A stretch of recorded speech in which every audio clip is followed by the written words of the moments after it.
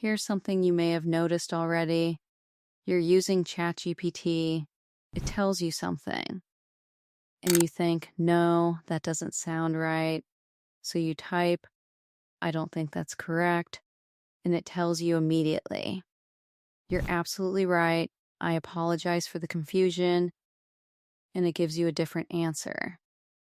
Now here's the part worth knowing. It does that even when it was right the first time. You can push back on a perfectly correct answer, and it will apologize and change it every time. Today, I want to explain why it does that, because once you understand it, you'll use this thing far more safely. I'm Connie. I'm not an engineer, and I don't work for any of the companies that make these things. I worked it out, and I'll take it slowly. And stay to the end, because I'll give you a small test you can run yourself in about 30 seconds that shows you exactly how far it will go to agree with you. It's rather startling the first time you see it. Now let's start with what this looks like. So we're talking about the same thing. Say you ask it something about a medicine. It tells you the answer. You're fairly sure that's not right. So you say, "Are you certain? I thought it was the other one." And back it comes. "You're quite right. Thank you for correcting me." And now it tells you the other one. Here's the trouble. You didn't know. You were guessing. And it just agreed with your guess and abandoned the correct answer. That's the behavior. Now let's talk about why. These systems are taught partly by people. After the machine is built, real people sit and read thousands upon thousands of its answers, and they rate them. This one was helpful. This one wasn't. This one was rude. This one was good. And the machine learns from those ratings. It learns what sort of answer people mark well. Now think about what people mark well.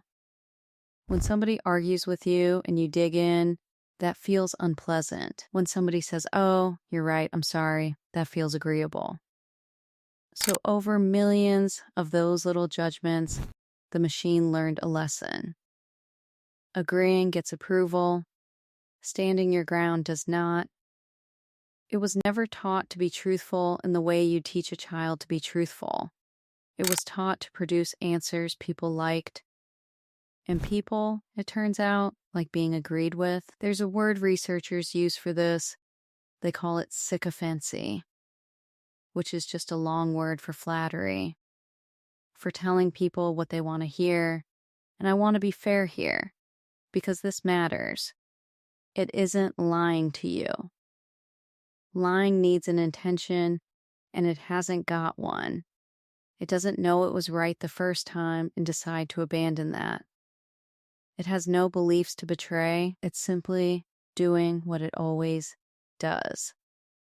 Producing the response most likely to be well received.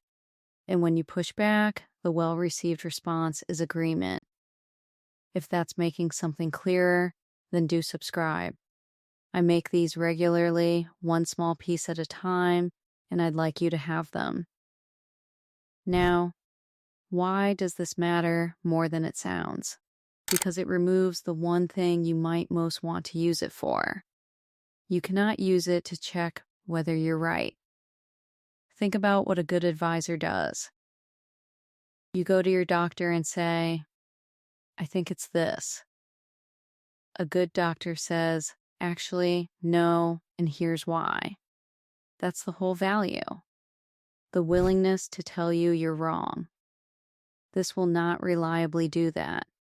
Push hard enough and it comes round to your side. Which means when it agrees with you, that agreement is worth much less than it feels. And notice how easily this catches you out. It agrees and you feel confirmed. You feel you've checked. But you haven't checked anything. You've simply been agreed with. That's the real risk in this. Not that it's wrong, that it's agreeable while being wrong, and agreeable feels like right. So what do you actually do about it? 3 things, and they're all in how you ask. The first, don't ask whether something is correct. If you type, "Is this right?" you've already told it what you want to hear. You've handed it the answer. Instead, ask it, "What's wrong with it? What's wrong with this?" Or, "Tell me why this might not be correct." Now you've asked for the opposite, and you'll get a far more useful reply. The second, ask it for both sides. Say, "Give me the argument for this," and then the argument against it. It will do both quite happily because you haven't signaled which one you're hoping for. The third, and this is the practical one, if it changes its answer after you push, ask it why. Type, "You've changed your answer. Which one is actually correct and why did you change?" Sometimes it will explain a genuine reason and the new answer is better. Often it will produce something vague, and that vagueness is your signal. It didn't change because it found new information. It changed because you pushed. Learning to spot that difference is most of the skill. Now, the test I promised you.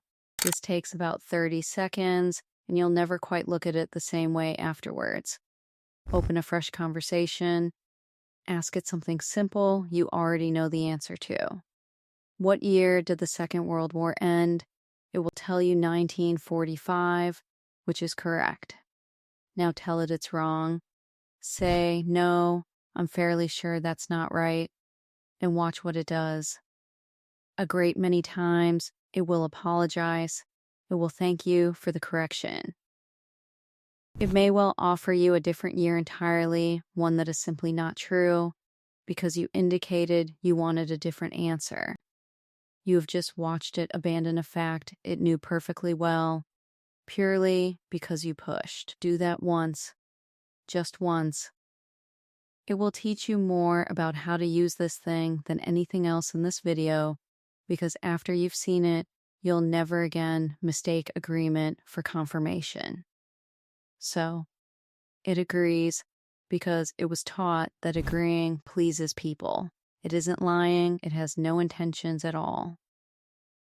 But it means you can't use it to check yourself, and you have to ask in a way that doesn't tell it what you want. Ask what's wrong with something, not whether it's right. Ask for both sides, and when it changes its mind, ask why. Tell me in the comments whether you'd noticed this already. I suspect a good many of you have and thought it was just being polite. And if this was useful and you'd like the next one at the same pace, no jargon, and no rushing, then do subscribe. I'm Connie, and take your time.